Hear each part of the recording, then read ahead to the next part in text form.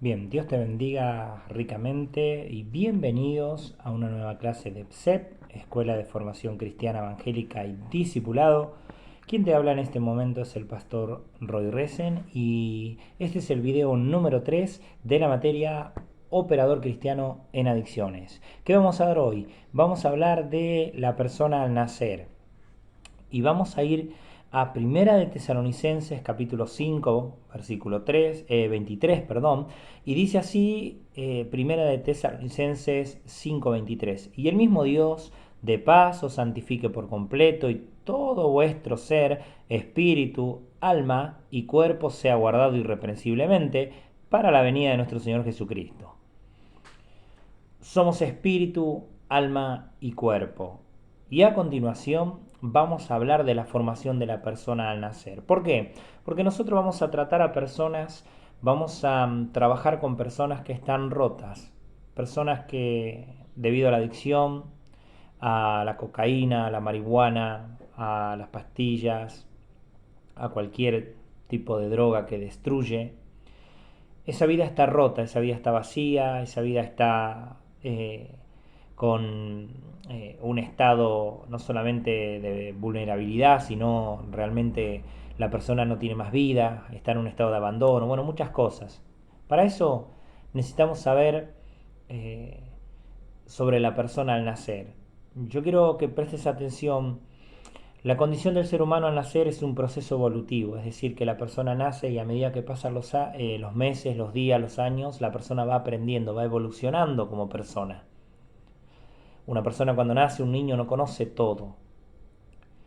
Es decir, que el niño al venir a este mundo comienza un proceso de aprendizaje, no tiene una personalidad definida, no sabe qué es azul y qué es rojo, qué está bien y qué está mal. Él comenzará un proceso de evolución y maduración dentro del cual su familia va a ser muy importante. Es decir, esta persona nace y comienza un proceso de aprendizaje, comienza un proceso evolutivo. No nace sabiendo todo, va a ir aprendiendo. No tiene construida la personalidad. ¿eh? Por eso es tan importante que a los niños les hablemos de manera correcta, porque a un niño vos empezás a decirle no servís para nada, sos una porquería, nunca vas a lograr nada, fíjate que sos un infeliz, mirá cómo haces las cosas, estás haciendo las cosas mal. Entonces el niño empieza a construir una personalidad con problemas de autoestima y luego no podrá lograr nada porque él dice, no, yo no puedo, yo nunca pude y nunca voy a poder. Cuando dice que la familia ocupa un lugar muy importante, la familia va a condicionar y afectar en su formación. Dicha familia desempeñará un rol principal en la vida natural y espiritual del niño. Es decir, la familia va a condicionar.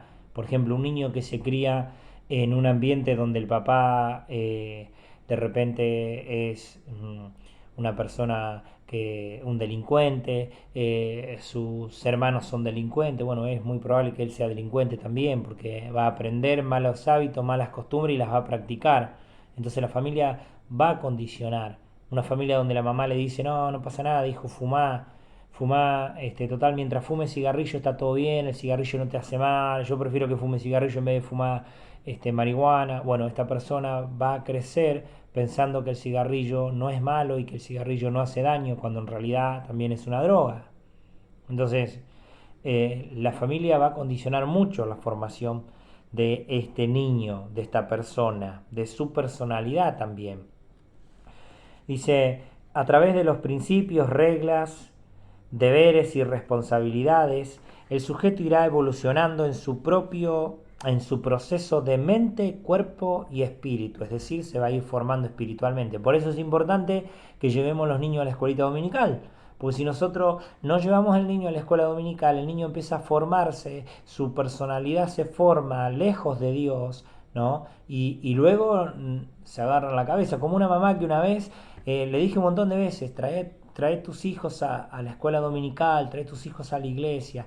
Y ella no quería, ¿no? Ella venía a la iglesia, yo amo a Dios, todo, pero bueno, para no renegar no traía a sus hijos. Y años más tarde, cuando volvió a una reunión que hacía mucho tiempo que no venía, viene y me dice, pastor, realmente quiero decirle que mi hijo está en la droga y realmente lamento mucho no haberle hecho caso en su momento cuando usted me dijo, trae tus hijos a la escuelita dominical, a la iglesia, para que ellos aprendan a caminar con Dios. Entonces, tenemos que entender esto, los principios que nosotros tenemos y que transmitimos a nuestra familia son muy importantes. Principios de reglas, deberes y responsabilidad. Por ejemplo, una persona adicta que nunca le pusieron límites, por eso empezó a consumir, por eso probó lo que quiso y hoy está su vida destruida. Bueno, nosotros como operadores vamos a tener que plantearle reglas, no desde el autoritarismo, no desde la fuerza, no decir esto es así nada más, pero sí ser una autoridad, ¿no? Ser un ejemplo de autoridad y que entienda que en la vida todo tiene consecuencias y que uno educa a través de principios, de reglas, de deberes. Dice, hay responsabilidades a través de la regla y los deberes. El sujeto irá evolucionando en su proceso de mente, cuerpo y espíritu. O sea, a medida que vaya creciendo, si nosotros le vamos enseñando de lo espiritual, de lo natural, de lo laboral, por ejemplo, un papá que nunca le enseñó al hijo a trabajar, ¿no? El hijo va a ir a trabajar y se va a sentir asustado, se va a sentir va a decir, ¿y esto cómo es? Va, ¿no? Yo recuerdo la primera vez que entré a la fábrica, yo no tuve un papá que me enseñó, mira, la fábrica es así, de esta manera. Fui ahí, e incluso vos actualmente vas a la fábrica y ves chicos nuevos que entran, no saben dónde tomar el colectivo, no saben dónde pararse, cómo estar, y allá a la mañana todo el mundo te choca, todo el mundo va para acá, para allá, y a nadie le interesa, ¿no? Entonces necesitamos ser instruidos. Necesitamos que a través de las reglas, de las responsabilidades, ¿no? Eh, que podamos ir construyendo una vida, tanto espiritual como natural. Dice, percibir la realidad que uno está viviendo parece fácil y sencillo, pero no lo es para el recién nacido, ya que lo percibe por medio de sus padres. Es decir, su grupo primario, que es su familia. Mirá, el bebé no sabe cuando hace frío, no le dice el bebé, ¿no? Un mes, 2 meses, recién nacido, no le dice, mirá, tengo frío, mami, abrigame, o papá, tengo frío, abrigame. Él, ¿no? Digamos a través de la madre, a través del padre, percibe eso. La madre cuando ve, uy no, hace frío, lo abriga al bebé. Ahora, por ahí vemos madres primerizas que abrigan demasiado al bebé y vos lo ves el bebé, un calor transpirando todo y la mamá no, no, porque hace frío, dice, porque ella cree que hace frío para el bebé, entonces le chanta un montón de abrigo. Bueno, a veces la familia produce un efecto negativo en la formación de la persona. Dice, allí él aprenderá lo que está bien y lo que está mal, o sea, en su familia, lo bueno y lo malo, y a través de este proceso se formará la personalidad e identidad de la persona. Por eso no tenemos que tener cuidado, no podemos agarrar al niño y estar diciéndole continuamente un niño, ¿no? Que se está formando, eso es una porquería, no servís para nada, haces todo mal, porque vamos a afectar su autoestima, después esta persona va a quedar marcada, va a tener un trauma, después se va a tener que trabajar sobre la autoestima de esa persona, sobre la personalidad de esa persona.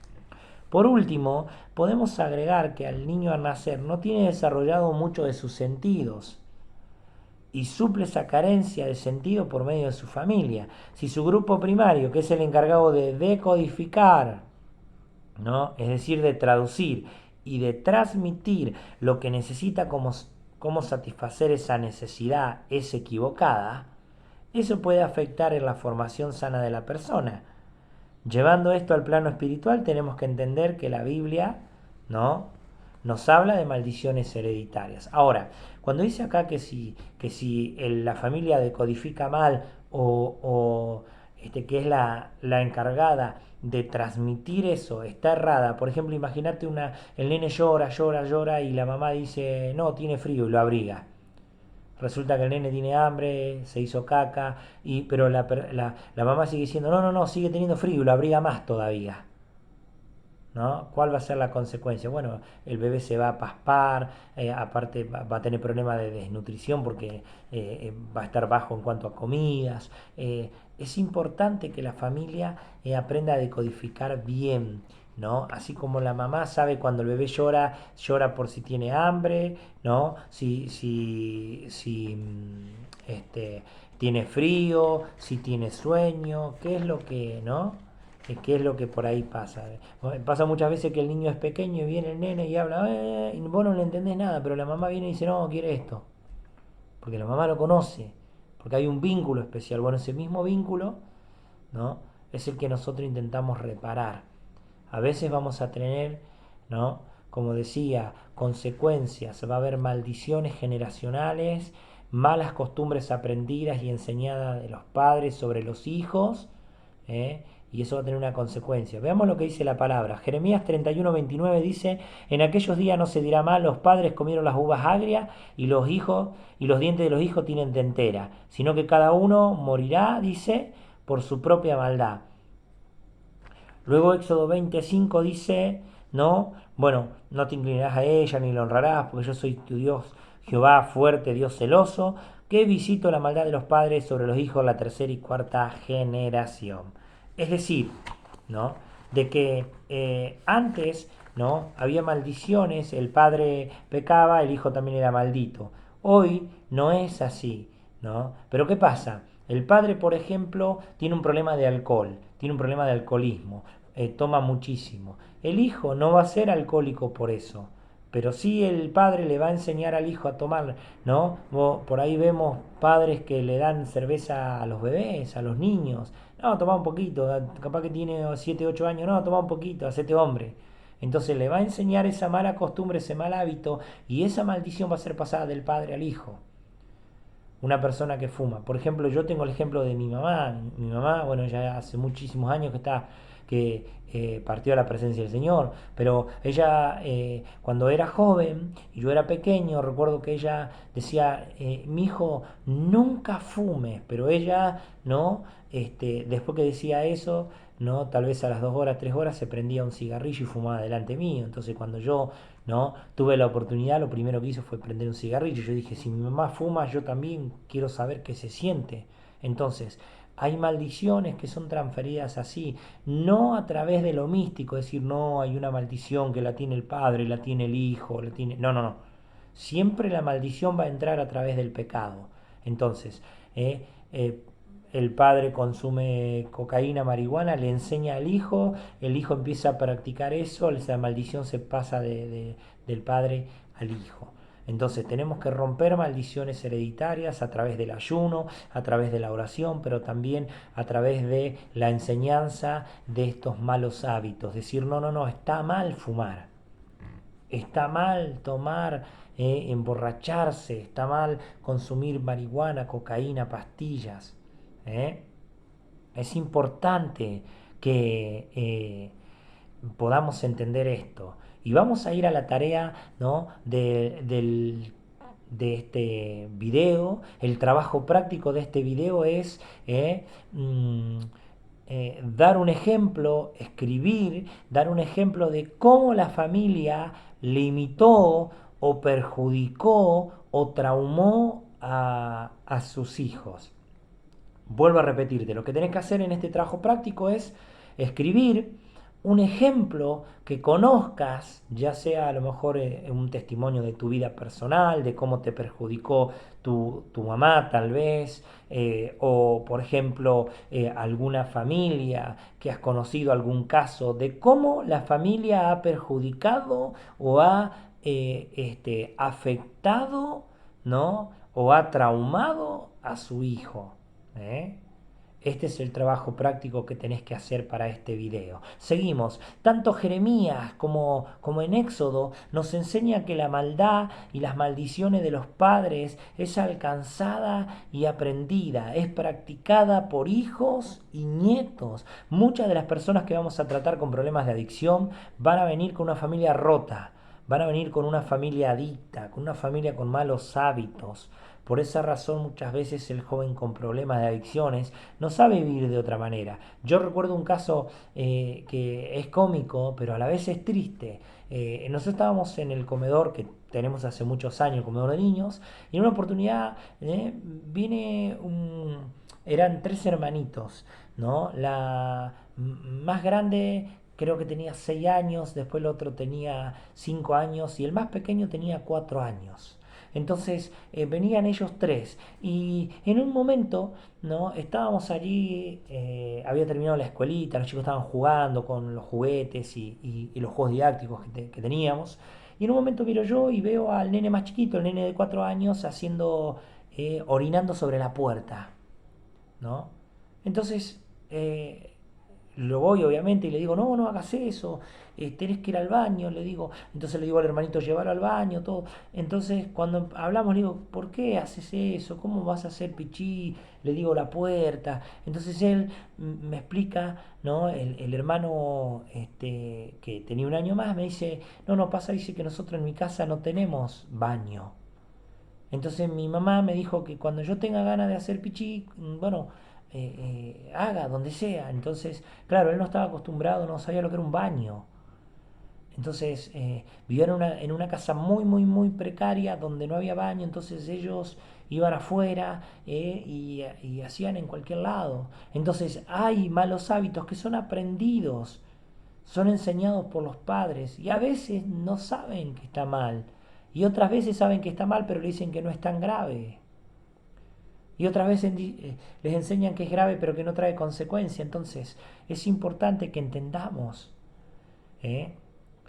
que a veces vamos a encontrar y vamos a tratar a una persona con problemas de adicción porque ya la familia viene rota con problemas de adicción. Por eso, no solo el operador debe trabajar con la persona adicta. No solo el operador debe trabajar con la persona en tratamiento, sino debe trabajar con toda su familia, para que haya un contexto, para que se le ayude.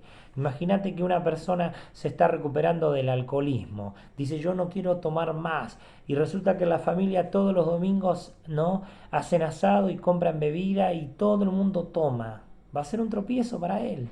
Por eso es importante que la familia trabaje a la par del adicto, lo posible. A haber casos donde la familia no quiere, donde le echa toda la culpa al adicto, que eso lo vamos a ver más adelante.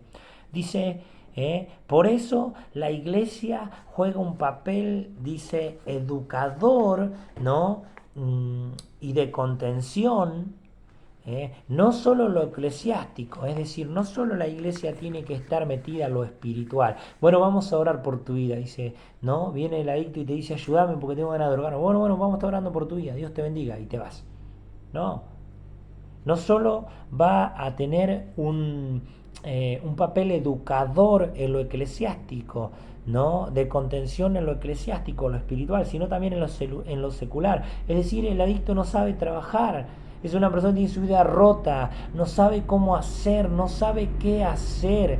Es una persona que vive en estado de abandono, que está mal. Dice, es una persona adicta, una persona que tiene una vida rota, una vida vacía, tiene un estado de abandono, falta de higiene, falta de sustento, falta de ganas de vivir. Por eso la Iglesia de Cristo cumplirá un papel reparador y traerá un diseño de parte de Dios para que dicha vida comience de nuevo. Por eso hay que tener paciencia, hay que tener sabiduría para tratar a una persona con problemas de adicción, que no es para todos.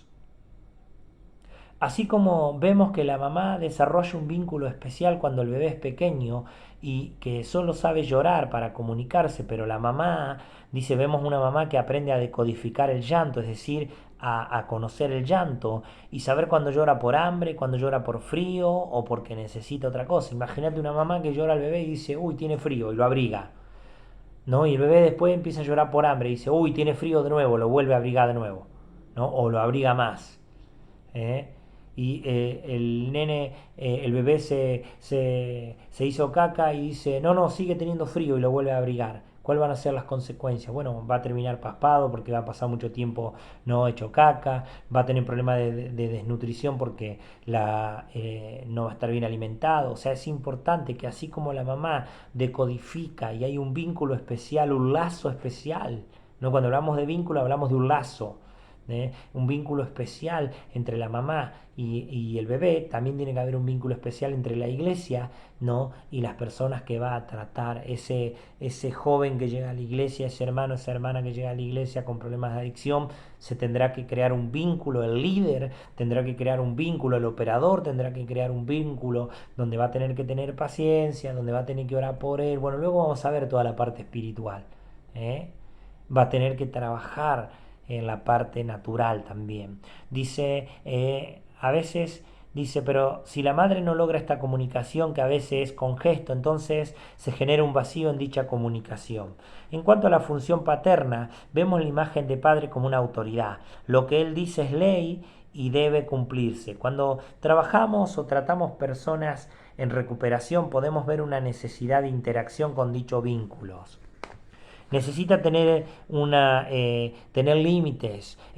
Este sujeto, esta persona está pidiendo ayuda, pide ayuda a la iglesia, de alguna manera espera que alguien le ponga límites y busca afirmar su autoestima, su identidad, su personalidad y reconstruirla, reconstruir esa identidad, esa figura simbólica de la autoridad materna y paterna. Es decir, vamos a encontrar estas personas que necesitan que se les diga las cosas como son, porque a veces no ocurre esto. A veces la mamá le permite todo al hijo. No, pobrecito, dice. Mira, hay casos, yo he escuchado casos, por ejemplo, de una mamá que ha dicho, no, yo le compro la droga a mi hijo y prefiero que se drogue acá en casa, a que ande afuera drogándose, que qué sé yo qué le puede pasar. Fíjate hasta qué punto llega a veces la familia a romper a la persona.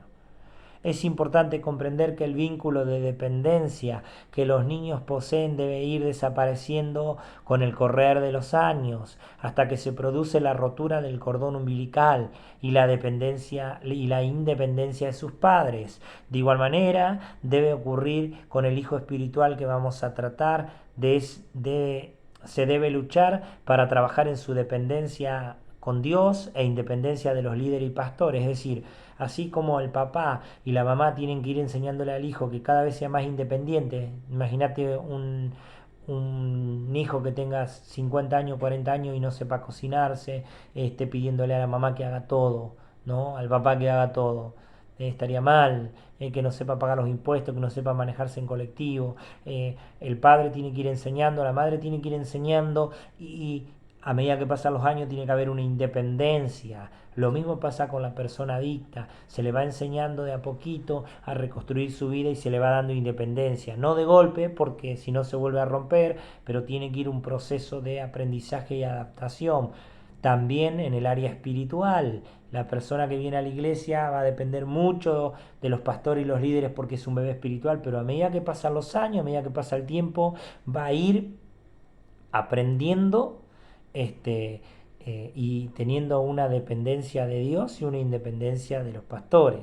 Imagínate que uno, si es nuevito, si recién acepta al Señor, va a poder llamar a los pastores a cada rato, a los líderes, pero después ya cuando, imagínate que tenga 10 años en la iglesia, 5 años en la iglesia y siga llamando a cada rato a los pastores. Sigue siendo un bebé espiritual que no cortó el cordón umbilical. Entonces tiene que haber una independencia, una dependencia de Dios y una independencia a medida que pasan los años. Lo mismo pasa con la persona. Esto no es de un día para otro. Tal vez pase 1 año, 2 años, 3 años hasta que esta persona logra ser más independiente. La realidad es que debemos aprender a trabajar con personas que tienen problemas, ¿no? Que tienen consumos problemáticos e ir reforzando su autoestima e ir trabajando con ellos, ¿no? En esta área. Es importante que nosotros podamos ir reforzando esta área. Y dice el carácter, la capacidad para poder reconstruir su vida, tenemos que ir ayudándole nuevamente fuera de la droga dependencia y disminuir esa dependencia de quienes fueron y son su apoyo. y a pesar que nunca se cortará el vínculo definitivamente, porque tanto no, una persona que es tratada con un operador siempre va a tener ese vínculo, una persona que va a la iglesia con sus pastores siempre va a tener ese vínculo, pero sí va a ir disminuyendo la dependencia, ¿no? Es importante. Vamos a tener esta persona que tal vez nos llame 2, 3, 4, 5 veces al día porque está con pensamientos de que se quiere drogar, pero después con el tiempo va a ir avanzando, ¿eh? Tenemos que entender que si se busca un progreso en dicha recuperación y que con el tiempo la persona dependa solo de Dios y de su palabra. Qué importante es entender esto.